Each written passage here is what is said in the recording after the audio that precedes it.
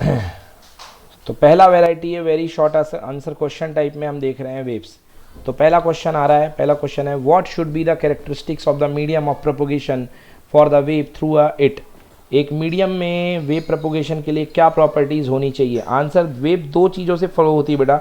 अगर आप किसकी, मटेरियल वेव की बात कर रहे हैं, मैकेनिकल वेव जो मीडियम से जाती है, तो मीडियम के अंदर दो प्रॉपर्टी होनी चाहिए। नंबर वन इलास्टिसिटी, दूसरा इनर्शिया। तो किसी वेव को भेजने के लिए मीडियम के अंदर दो प्रॉपर्टी होनी चाहिए, एक इलास्टिसिटी, इनर्शिया। इलास्टिसिटी का मतलब पार्टिकल अपनी मीन पोजीशन से थोड़ा सा आगे पीछे हो जाए, इसको बोलते हैं elasticity.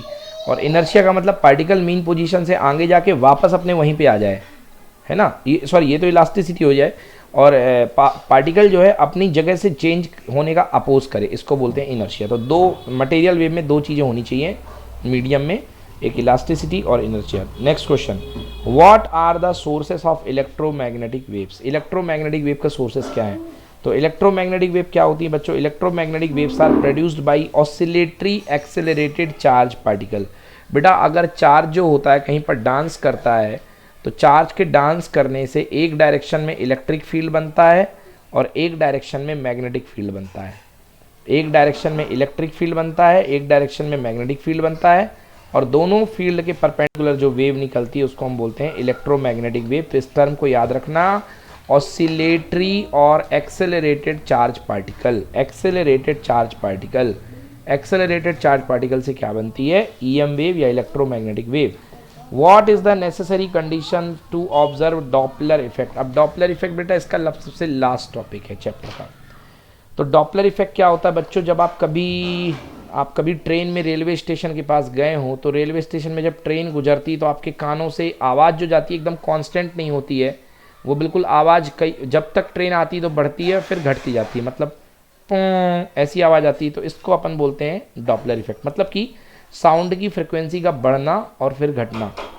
So there should be relative motion between source and sound and observer. There should be relative motion between source of sound and observer, ठीक है ना। तो जब भी ऑब्जर्वर और सोर्स के बीच में रिलेटिव मोशन होगा तब आपको डॉपलर इफेक्ट दिखाई देगा। Next question, what right the distance between two consecutive node and anti node. तो दो नोड और दो एंटी नोड के बीच की दूरी कितनी होती है बच्चों, याद रखिएगा कि जो दो नोड बनते हैं उनके बीच की दूरी होती है λ/2। लिख लो, ये काम की चीज़ है, एक मार्क्स में आ सकता है कि दो नोड बना करते हैं उसको बोलते हैं, उनके बीच की दूरी जो होती है वो λ/2 हुआ करती है। ओके, दो नोड के बीच की दूरी λ/2। जब दो वेव आपस में भिड़ती हैं तो जो कम डिस्प्लेसमेंट वाला पॉइंट होता है उसको बोलते हैं हम नोड, और जो अधिकतम डिस्प्लेसमेंट वाला पॉइंट, मैक्सिमम डिस्प्लेसमेंट का वाला पॉइंट होता है उसको बोलते हैं एंटी नोड। तो दो नोड के बीच की दूरी कितनी होती है, λ/2। Next question, what is progressive wave, write the formula of the displacement of it. हाँ, when a disturbance is created continuously in a medium, हाँ, when disturbance is created continuously in medium, then the particle of the medium vibrate to and fro about their mean position without leaving their place. This disturbance is moved forward. The wave is thus produced is called progressive wave. Its displacement equation y is equal to a sin 2 pi by lambda bracket में बच्चों vt minus x। बेटा लिख लो इसको, a sin 2 pi by lambda v t minus x. ये equation है wave का, इसको रटना पड़ेगा, इसको रट लो। ये वेव का इक्वेशन है, कौन सी वेव का, प्रोग्रेसिव वेव का। आप एक रस्सी पकड़ लो और रस्सी को लगातार हिलाते रहो तो वेव के छल्ले चलते जाएंगे, कभी नहीं ख़त्म होंगे। तो ऐसी वेव जो लगातार चलती रहती है, कभी ख़त्म नहीं होती है, उसको बोलते हैं प्रोग्रेसिव वेव। तो प्रोग्रेसिव वेव का इक्वेशन क्या होता है, y equal to a sin 2 pi by lambda v t minus x. ठीक है, चलिए अगला question, write the principle of superposition of waves. Important, mark करिए, ये कई बार आप पूछा गया एग्जाम में। प्रिंसिपल ऑफ सुपरपोजिशन क्या होता है बेटा, प्रिंसिपल ऑफ सुपरपोजिशन ये होता है, मान लो आपके कोई जगह है, मीडियम में कोई जगह है, अब यहाँ से एक वेव आई, इस वेव ने इसको कितना हिलाया, y1 वेक्टर से हिलाया, डिस्प्लेसमेंट दे दिया। दूसरी वेव आई, तो इसने इसको y2 वेक्टर दे दिया डिस्प्लेसमेंट, तीसरी वेव आई y3 वेक्टर, चौथी वेव आई y4 वेक्टर, और जो nth वेव आई उसका डिस्प्लेसमेंट कितना है yn वेक्टर। तो मैं बोलूँगा टोटल डिस्प्लेसमेंट क्या होगा, तो आप बोलोगे y total displacement equal to y1 vector plus y2 vector plus y3 vector plus yn vector. तो इसको मैं पढ़ देता हूँ, when two or more waves reach simultaneously at any point of the medium, then the resultant displacement of is the vector sum of the displacement produced by these waves separately. Let n waves reach to a point, displacement of the waves are y1, y2, y3, yn respectively, then the resultant displacement equal to this. Clear? समझ में आया कि नहीं आया? Yes बोलो, no बोलो, बोलो बोलो बोलो। आ गया सर। ओके बेटा, तो ये है, ठीक है ना। अभी एक एक बार इनको रिवाइज कर लेना, ये मैं भेजूंगा अभी। चलिए नेक्स्ट देखिए, हाँ, name the 3 phenomenon based on the principle of superposition. अगर दो वेव कम से कम आकर के लड़ती हैं तो तीन बताइए, तीन चीज़ें क्या होती हैं। तो याद रखना, इंटरफेरेंस हो सकता है, बीट्स हो सकता है, या स्टेशनरी वेव बन सकती हैं। तो तीनों हमारे सिलेबस में है, इंटरफेरेंस भी है, बीट्स भी है और स्टेशनरी वेव भी है। बताऊंगा आने पर जब क्या होगा। अब देखिए स्टेशनरी वेव क्या होती है। स्टेशनरी वेव मतलब रुकी हुई वेव। तो रुकी हुई वेव क्या होती है, when two identical waves of equal frequency travel along the same line but in opposite direction superimpose, then the resultant wave thus formed is called stationary wave.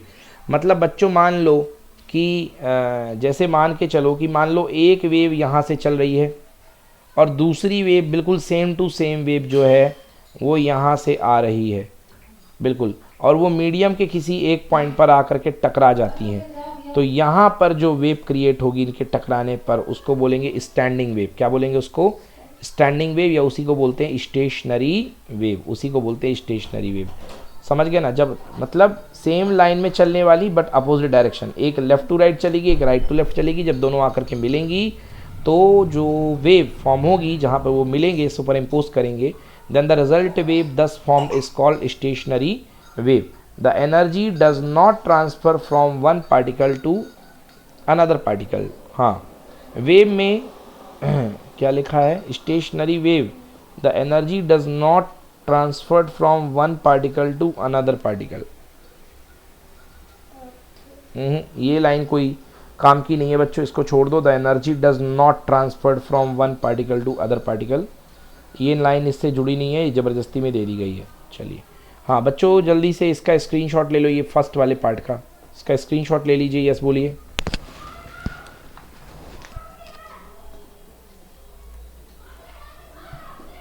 ले लिया?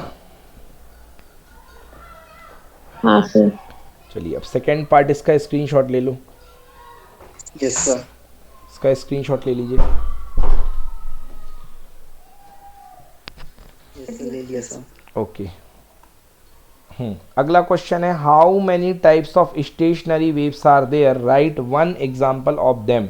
There are two types of stationary wave, number 1 trans wave and longitudinal wave. हर कोई जानता है कि दो तरीके की वेव होती हैं, एक ट्रांसवर्स वेव और लॉन्गिट्यूडनल वेव, ठीक है ना। तो ट्रांसवर्स वेव और लॉन्गिट्यूडनल वेव की डेफिनेशन लिखने को आ सकता है, क्योंकि सबसे बेसिक क्वेश्चन है, तो दे सकते हैं टीचर्स, देख लेंगे अभी। चलिए हाँ, ये इंपॉर्टेंट है बच्चों। ट्रांसवर्स वेव और लॉन्गिट्यूडनल वेव का मतलब मैं पहले आपको अपने शब्दों में समझा देता हूँ बेटा। दो चीज़ें होती हैं बेटा, जैसे सांप चलता है, सांप, तो सांप देखा होगा डांस करता है ऊपर नीचे बट चलता सामने की तरफ है, मतलब वाइब्रेशन अप एंड डाउन। तो ये वाइब्रेशन की डायरेक्शन होती है और ये प्रपोगेशन की डायरेक्शन होती है। ये क्या होती है? चलने की दिशा प्रपोगेशन, और ये क्या होती है? वाइब्रेशन। तो अगर प्रपोगेशन और वाइब्रेशन एक दूसरे के परपेंडिकुलर हों तो ऐसी वेव को बोलेंगे ट्रांसवर्स वेव, ठीक ना। बट अगर प्रपोगेशन भी वही हो और वाइब्रेशन भी वही हो तो उसको हम क्या बोलेंगे?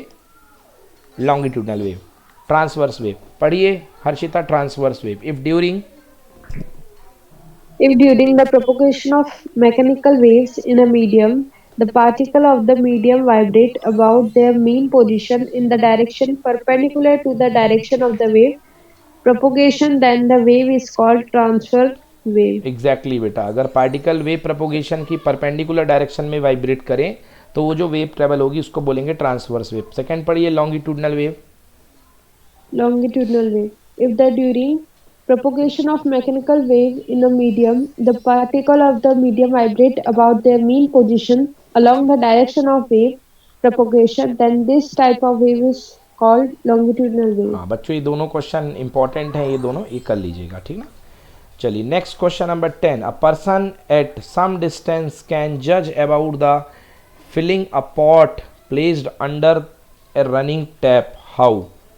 चलिए भाई क्या कह रहा है, a person at some distance can जज about the filling a pot of placed under a running tap, how. देखिए आपके बगल में अगर कोई नल लगा हुआ है, तो आपके बगल में कोई नल लगा हुआ है और एक मटका रखा हुआ है, अगर मटका भरता है तो बड़े आराम से आप समझ जाते हो कि ये मटका भर रहा है, आवाज़ एकदम गुड़ गुड़ गुड़ गुड़ गुड़ ऐसे होने लगती है, तो वो आप कैसे उसको समझ जाते हो। Answer, the as the amount of water in the pot increases the length of the air column in it decreases. जैसे जैसे पॉट में पानी आता जाएगा बच्चों, वो कॉलम क्या होता जाएगा, डिक्रीज होता जाएगा, और जैसे जैसे डिक्रीज होता जाएगा बच्चों, तो जो साउंड वेव की फ्रिक्वेंसी होती है वो लेंथ के इन्वर्सली प्रोपोर्शनल, तो एन अगर घटेगा, सॉरी एल अगर घटेगा तो एन क्या होगा, बढ़ेगा, मतलब the frequency of the vibration increases and the sound become shrill. Shrill मतलब साउंड जो है वो पतला होता जाएगा, समझ गए ना, साउंड जो होता है वो श्रिल होता जाएगा, मतलब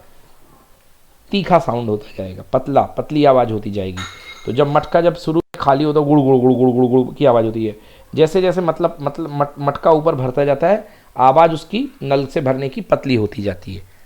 चलिए नेक्स्ट है, what is and correction. And correction आपको तब समझ में आएगा जब बच्चों हम आपको पढ़ा देंगे, क्या, जब हम आपको पढ़ा देंगे ऑर्गन पाइप, तब समझ में आएगा end correction, otherwise organ pipe में एंड करेक्शन अभी काम का नहीं है। चलिए अब पढ़ते हैं what are progressive waves. Progressive wave क्या होती हैं, इसका इक्वेशन डिराइव कीजिए, इसका डेरिवेटिव इक्वेशन। बच्चों वेरी इंपॉर्टेंट ये क्वेश्चन है, प्रोग्रेसिव वेव क्या होती हैं, पढ़िए हर्षिता।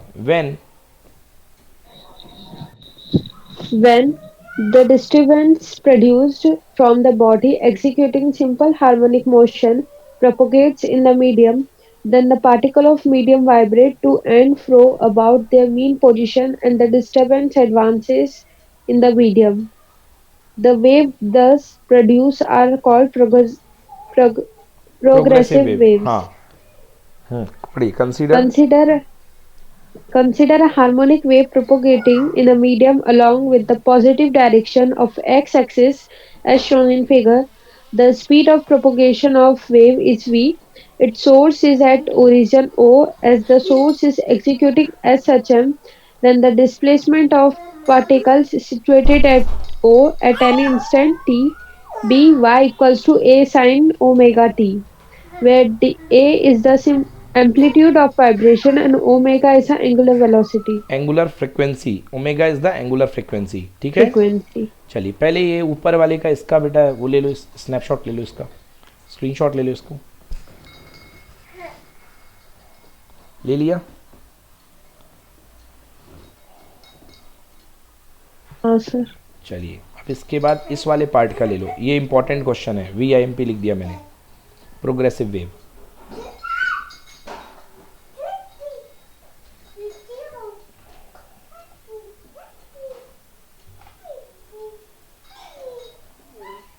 क्लियर,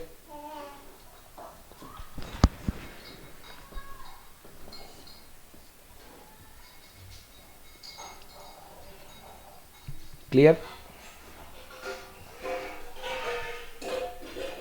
ले लिया भाई स्क्रीनशॉट, जल्दी बोलो।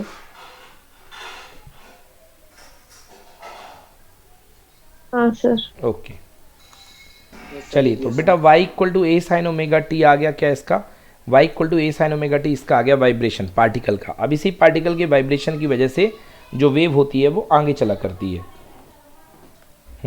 तो y equal to A sine omega t, omega क्या होता है बच्चों, 2 पाई न्यू या 2 पाई एफ बोलते हैं, और 2 पाई एफ को अपन लिखते हैं 2 पाई बाई टी। पढ़िए Harshita, where new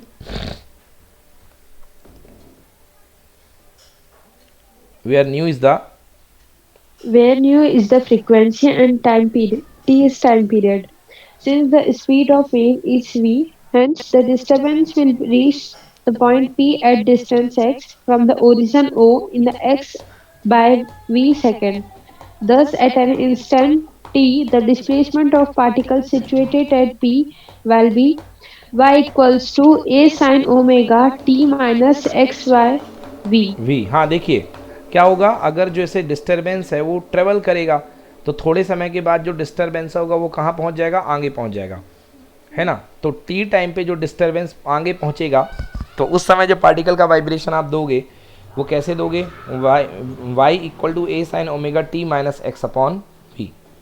T time के बाद A sine omega T minus x upon V, क्योंकि आगे पहुंच जाएगा तो नई टी की पोजीशन क्या हो जाएगी, एक्स अपॉन वी। क्योंकि एक्स मान लो आपके पास एक्स डिस्प्लेसमेंट चल चुका है तो कितना टाइम लगेगा बेटा, t is equal to distance upon speed, distance चल गया एक्स और स्पीड है वी, तो अब कितना टाइम लैग हो चुका होगा, t minus x by v. तो जो नया टाइम बनेगा वो बनेगा t minus x by v. पहले क्या था, y इक्वल टू था ए साइन ओमेगा टी और उसके बाद t minus x by V. पढ़ो, the particle of the medium, The particle of medium situated at P will be to vibrate after x y v v second, second हाँ from the particle situated at O. Thus, in time t, the displacement of particle at P will be same that the particle at O before x by v second. Therefore, instead of t in the equation 1, we should write t minus x by v. ठीक, Equation 2.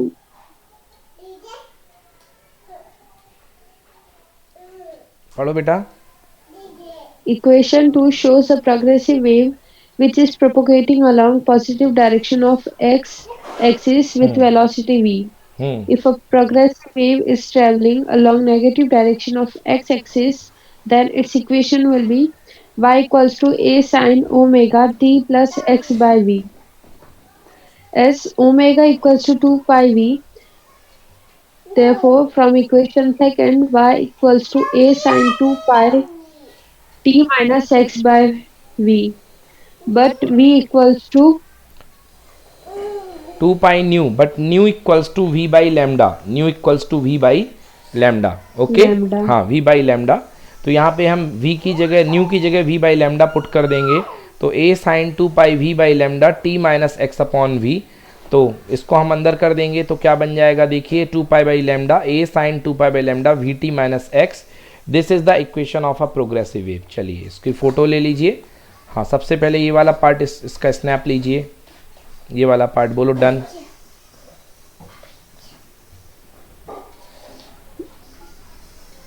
Done से। चलिए, और फिर इसके बाद done sir. इसके बाद है ये वाला पार्ट लीजिए फोटो का। डन से। Okay, then last this.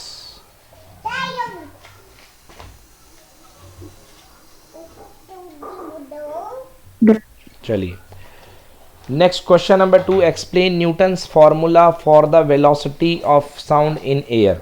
Explain Newton's formula for, Newton's formula बताना है। For the purely theoretical considerations Newton gave the empirical relation to calculate the velocity of sound in gas.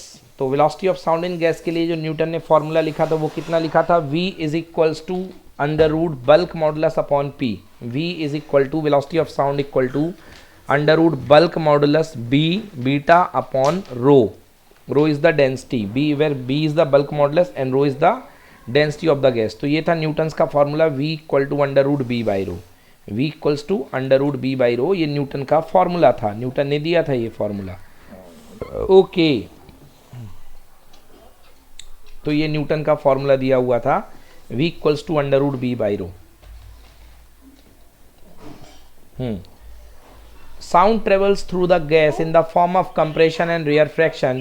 Newton assumed that the changes in pressure and volume of the gas when the sound waves are propagated through it are isothermal। मतलब Newton ने माना कि sound wave के जो चलने की process है वो आइसोथर्मल है। तो न्यूटन ने जो बी का नाम था, मतलब जो इलास्टिसिटी थी, उसको आइसोथर्मल इलास्टिसिटी माना और फॉर्मूले को कन्वर्ट किया बीटा आई, मतलब I for isothermal upon density row.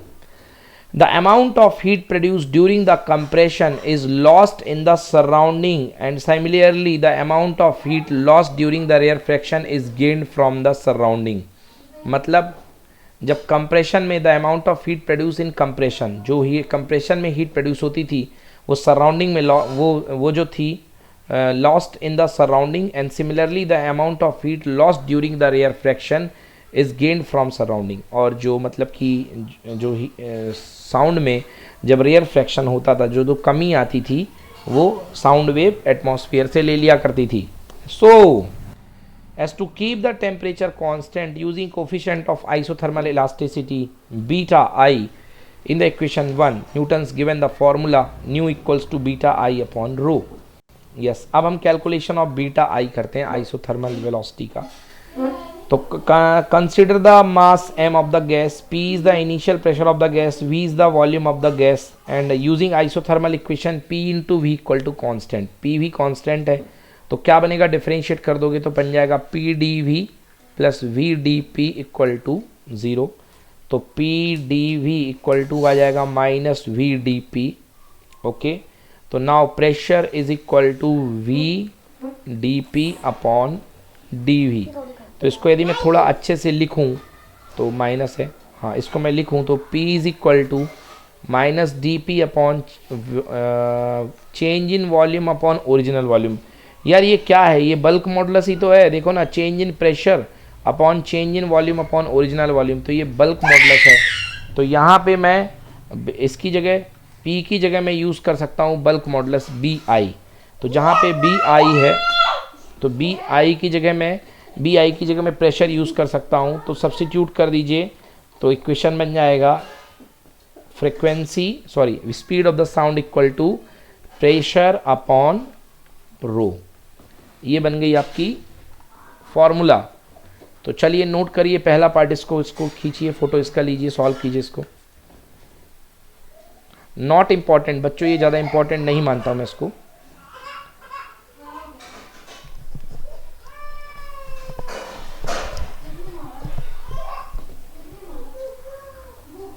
Done? Yes sir.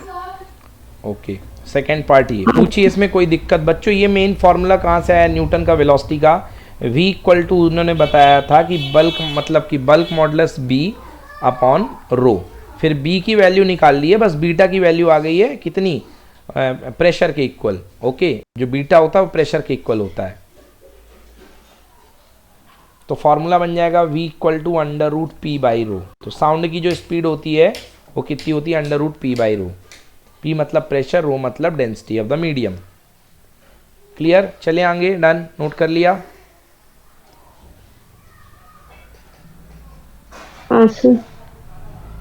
Okay, चलिए नेक्स्ट क्वेश्चन नंबर 3 देखेंगे. Right characteristics of the stationary wave. Stationary wave की कैरेक्टरिस्टिक्स लिखिए. पढ़िए Harshita, characteristics of the stationary wave. These waves,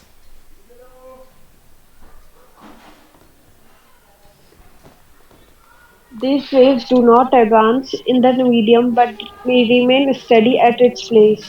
This is why these waves are called stationary waves. Second, no energy is transferred by this wave because the flow of energy at any point of the medium in one direction due to incident wave is the same as the flow of energy at that point in opposite direction due to reflected wave. हाँ, क्योंकि दो wave आकर के जुड़ती है तो एक wave left to right जाती है तो जितनी एनर्जी देती है दूसरी वेव उतनी एनर्जी दे देती है.